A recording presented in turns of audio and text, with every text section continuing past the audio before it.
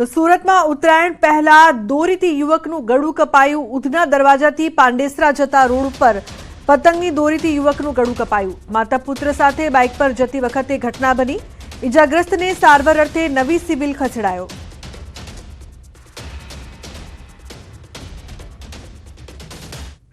તો રાજકોટના બજારમાં પોલીસની મેગા ડ્રાઈવ યોજાઈ। ચાઇનીઝ દોરી, તુક્કલ અને કાચની દોરી મામલે મેગા ડ્રાઈવ। સદર બજારમાં સમગ્ર સૌરાષ્ટ્રભરમાંથી પતંગ રસિયાઓ ખરીદે છે પતંગ દોરી। હાઈકોર્ટે કરેલ ટકોર બાદ રાજકોટ પોલીસ એક્શન મોડમાં દરેક દુકાનો અને રેકડીઓમાં દોરી મામલે સઘન ચેકિંગ હાથ ધરાયું। તો રાજકોટમાં બજારોમાં પોલીસની મેગા ડ્રાઈવ યોજાઈ। ઉત્તરાયણ પહેલા ખાસ પોલીસની મેગા ડ્રાઈવ। ચાઇનીઝ દોરી, તુક્કલ અને કાચની દોરી મામલે તપાસ કરવામાં આવી।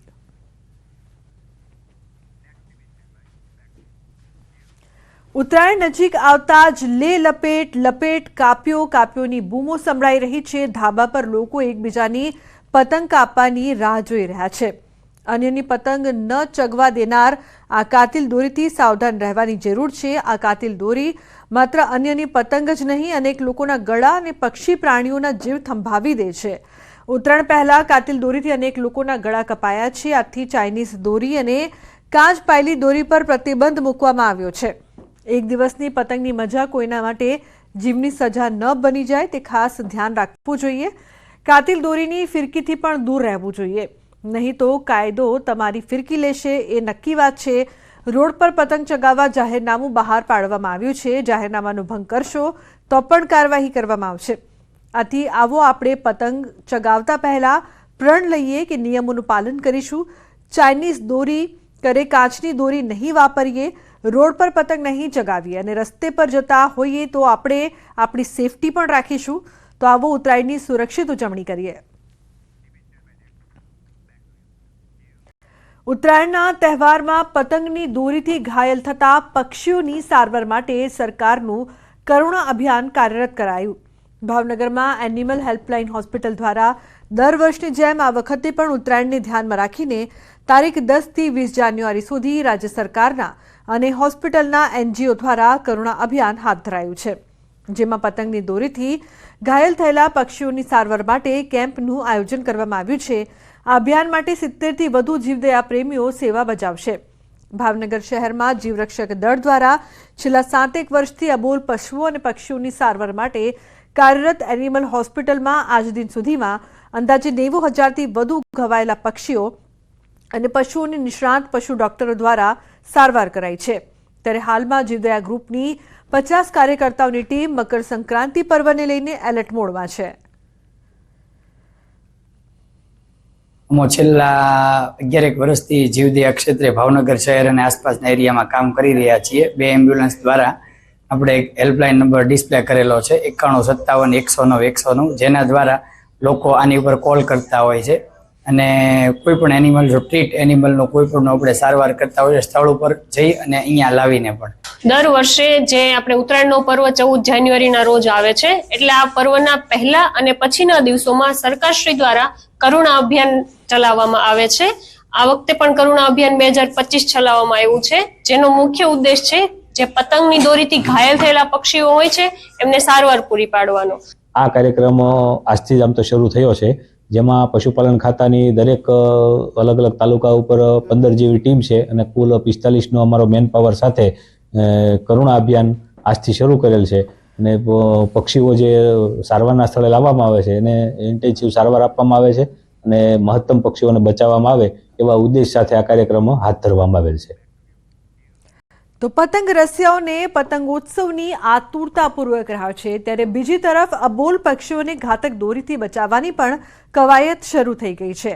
ઉત્તરાયણમાં ઘાયલ થતા સૌથી વધુ પક્ષીઓ માટે કરુણા હેલ્પલાઇન દ્વારા 13 એમ્બ્યુલન્સ દોડાવવામાં આવશે। આ એમ્બ્યુલન્સ પાલડી, વાડજ, સાબરમતી, બાપુનગર સહિત અલગ અલગ જગ્યાએ ગોઠવવામાં આવશે।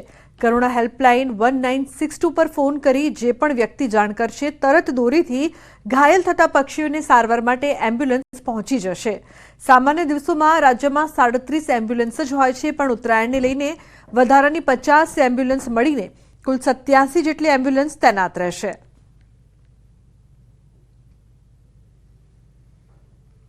પતંગ ચગાવવાની મજા અબોલ પક્ષીઓ માટે સજારૂપ સાબિત થતી હોય છે અને તેને લઈને રાજ્ય સરકાર દ્વારા હજારો ઘાયલ થતા પક્ષીઓ જે છે તેઓ માટે કરુણા અભિયાન અંતર્ગત એમ્બ્યુલન્સ સેવા શરૂ કરવામાં આવી છે। આપ જે આ દ્રશ્ય જોઈ શકો છો કે અમદાવાદના મકરબા વિસ્તારમાં હાલ અમે છીએ અને આ પ્રકારની એમ્બ્યુલન્સ જે છે કરુણા એનિમલ એમ્બ્યુલન્સ જે છે તે વ્યવસ્થા કરવામાં આવી છે। અમદાવાદમાં સામાન્ય દિવસોમાં 3 જેટલી એમ્બ્યુલન્સ જે છે તે તૈનાત રહેતી હોય છે, પરંતુ ખાસ ઉત્તરાયણના તહેવારને ધ્યાનમાં રાખી અને વધારાની 10 એમ્બ્યુલન્સ જે છે તે ડેપ્યુટ કરવામાં આવી છે, એટલે કે શહેરના અલગ અલગ વિસ્તારમાં 10 જેટલી એમ્બ્યુલન્સ જે છે તે પણ વધારાની જે છે એટલે કે કુલ 13 એમ્બ્યુલન્સ જે છે તે તૈનાત રહેશે અને જ્યાંથી પણ જે કરુણા અભિયાનનો હેલ્પલાઇન નંબર છે 1962 તેના પર કોઈ પણ વ્યક્તિ કોલ કરશે કે તરત જ આ એમ્બ્યુલન્સ જે તે સ્થળે પહોંચી જશે અને એ ઘાયલ થયેલા પક્ષીને ઝડપથી સારવાર મળી શકે તે પ્રકારની વ્યવસ્થા કરવામાં આવી છે। રાજ્યમાં સામાન્ય દિવસોમાં 37 જેટલી એમ્બ્યુલન્સ જે છે તે તૈનાત રહેતી હોય છે, પરંતુ રાજ્યમાં આ વખતે વધારાની 50 એમ્બ્યુલન્સ જે છે તે પણ ડિપ્લોય કરવામાં આવી છે, એટલે કે કુલ રાજ્યભરમાં 87 જેટલી એમ્બ્યુલન્સ જે છે તે કાર્યરત રહેશે અને કરુણા અભિયાનના જે હેલ્પલાઇન નંબર પર જે પણ વ્યક્તિ જે છે તે પક્ષીની સારવાર માટે હેલ્પલાઇન અમરેલી ખાતે આ દીકરી પાયલ ગોટીની સાથે અને અન્ય 3 આરોપીઓની સાથે પોલીસે જે કસ્ટડીમાં અત્યાચાર કર્યા છે તેને વિશે આપ લોગ અને ખાસ કરીને મીડિયા એને નિરંતર અને નિયમિતપણે એ પ્રશ્નને કવર કરતા રહ્યા છે। પાયલ જે અત્યારે આપ સમક્ષ મારી સાથે ઊભી છે તેનું કહેવાનું એ છે કે એક તો મને 12 વાગે રાત્રે મારા ઘરેથી અમરેલીથી 8 કિલોમીટર દૂર વિઠ્ઠલનગર ગામમાં પોલીસે મને ઉપાડી, એટલે સૂર્યાસ્ત અને સૂર્યોદયની વચ્ચે બહુ રીઢા ગુના ના હોય અથવા તો બહુ મોટા ના હોય કે જેમાં વ્યક્તિને ખુલ્લો રાખીએ તો સમાજને નુકસાન થાય એવું હોય, એ સિવાય સૂર્યાસ્તથી સૂર્યોદયની વચ્ચે આ દીકરીને પોલીસ પકડીને એલસીબી અમરેલી ખાતે લઈ ગઈ તે પહેલો ગુનો। બીજું કે એની સામે તહોમત પુરવાર થાય તેની પહેલા એસપી સંજય કોરાટની ઓફિસમાં પ્રેસ કોન્ફરન્સ કરી અને દીકરી પાયલ ગોટીને અને 3 આરોપીઓને અન્ય પોલીસ અધિકારીઓ અને કર્મચારીઓની વચ્ચે ઊભા રાખ્યા અને એવું પ્રદર્શન કર્યું કે આ લોકો જાણે રીઢા ગુનેગાર છે ને એ લોકોએ તો કંઈ શું કરી નાખ્યું છે। આ લોકો ડ્રગ પેડલર નથી, આ લોકો આતંકવાદી નથી, આ લોકો કંઈ મોટા બુટલેગર નથી અને આ લોકોએ અનેક ગુના નથી કર્યા, એક પણ ગુનો આ લોકોના નામે નોંધાયો નથી। પ્રેસ કોન્ફરન્સમાં ગુનો પુરવાર થાય તેની પહેલા એસપી સંજય કોરાટની ઓફિસમાં આ લોકોને આઈડેન્ટિટી ડિસ્ક્લોઝ કરવી એ પણ બીજો ગુનો પોલીસે કર્યો છે, કારણ કે આ રીતે તહોમતદારોને ગુનો પુરવાર થાય તેની પહેલા લોક સમક્ષ, છાપા સમક્ષ અને મીડિયા સમક્ષ મૂકવા તે તેમની આબરૂ લૂંટવા સમૂહ છે। ત્યારબાદ કોર્ટમાં રજૂ કરાય તેની પહેલા પાયલ ગોટીને અને 3 આરોપીઓને અમરેલી શહેરમાં સરઘસ કાઢીને ફેરવ્યા।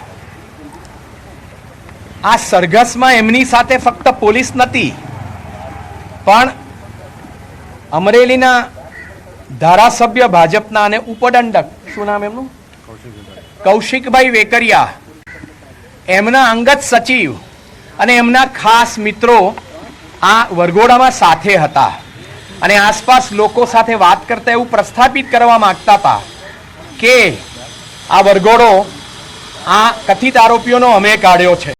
એનો અર્થ એ કે અમરેલીનો ધારાસભ્ય કૌશિક વેકરિયા એ ભલે પ્રત્યક્ષ રૂપે હાજર નહોતો પણ અપ્રત્યક્ષ રૂપે હાજર હતો અને પોલીસે ધારાસભ્ય દ્વારા પોતાનો ઉપયોગ કરાવડાવ્યો અને આ દેશની રક્ષકની જગ્યાએ પોલીસ ભાડુતી સૈનિક થઈ ગઈ, એ એમનો ત્રીજો ગુનો અને એમને વાંધો છે એની ફરિયાદ કરી.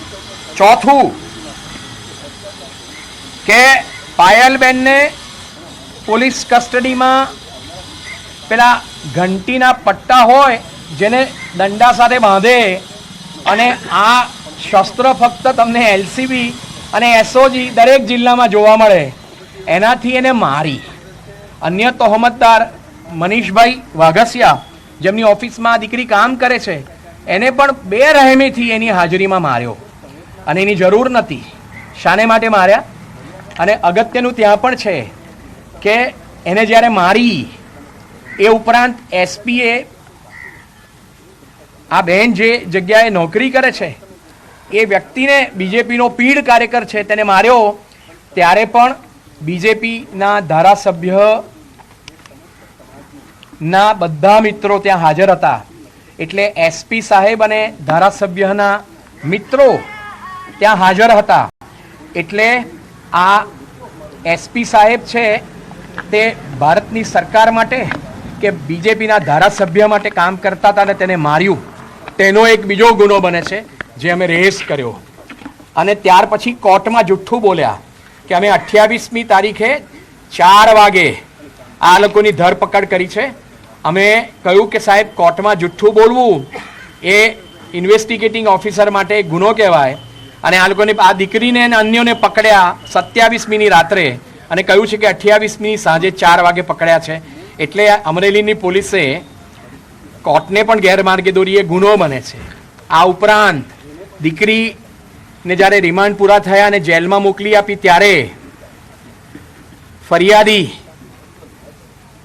અને ધારાસભ્યના મિત્ર અને વકીલ એના કહેવાને કારણે, અમરેલીના એક જાણીતા વકીલ છે, કહેવાને કારણે ધારાસભ્યના બહુ જ નજીકના મિત્રોએ ભેગા થઈને દીકરીના પિતાને પોતાને ત્યાં બોલાવ્યા અને વિડીયો કરાવડાવ્યો કે અમરેલીના ધારાસભ્યમાં અમને કોઈ પ્રશ્ન નથી, એ ખૂબ સારું કામ કરે છે, અને અન્ય બિનજરૂરી વાતો એમની પાસે બોલાવડાવી. કારણ કે ત્યાં સુધી પાટીદાર સમાજે પોતે અવાજ ઊંચો કર્યો હતો અને એમએલએને ખબર પડી ગઈ કે અમે લોકો શું કરીએ છીએ. આ ઉપરાંત 29મી તારીખે ગુજરાતના માનવંતા રાજ્ય કક્ષાના ગૃહમંત્રી હર્ષભાઈ સંઘવી એ પણ અમરેલીમાં હાજર હતા, અને એસપી સંજય કોરાટ જેમણે આ દીકરીનું અને અન્ય આરોપીઓનું સરઘસ કાઢ્યું અને 29મી ને 30મીએ પોલીસ સ્ટેશનમાં પટ્ટાથી માર્યા, તેની પહેલા એસપી સાહેબે ગૃહ રાજ્યમંત્રી સાથે મુલાકાત કરી હતી. અમારા ફરિયાદમાં મેં લખ્યું છે કે ગૃહ રાજ્યમંત્રીની ક્લિપિંગ્સ પણ અમે મૂકી કે એમણે અનેક વખત કહ્યું છે કે દંડો ચલાવનાર આવડે તેને જ કહેવાય પોલીસ, અને આરોપીને જે ભાષા આવડતી હોય તે ભાષામાં પોલીસે શીખવાડવું જોઈએ. અને ત્રીજી વસ્તુ, પગની અંદર તો ખાસ સેવા અને શુશ્રૂષા કરવી જોઈએ અને મારવા જોઈએ. એવી વિડીયો ક્લિપિંગ્સ અમે મોકલી અને કહ્યું છે કે હર્ષ સંઘવીની 29મી તારીખે અમરેલીમાં એસપી સંજય કોરાટ સાથેની મુલાકાતને કારણે એમને સરઘસ એમનું કાઢ્યું અને એમને માર્યા. કારણ કે હર્ષ સંઘવી વારે વારે કહ્યા કરે છે કે આરોપીઓને મારવા કે આરોપીઓની સાથે કેવી રીતે વર્તવું એની એસપી છે અંદર ફરિયાદમાં. સમાચારમાં આગળ વાત કરી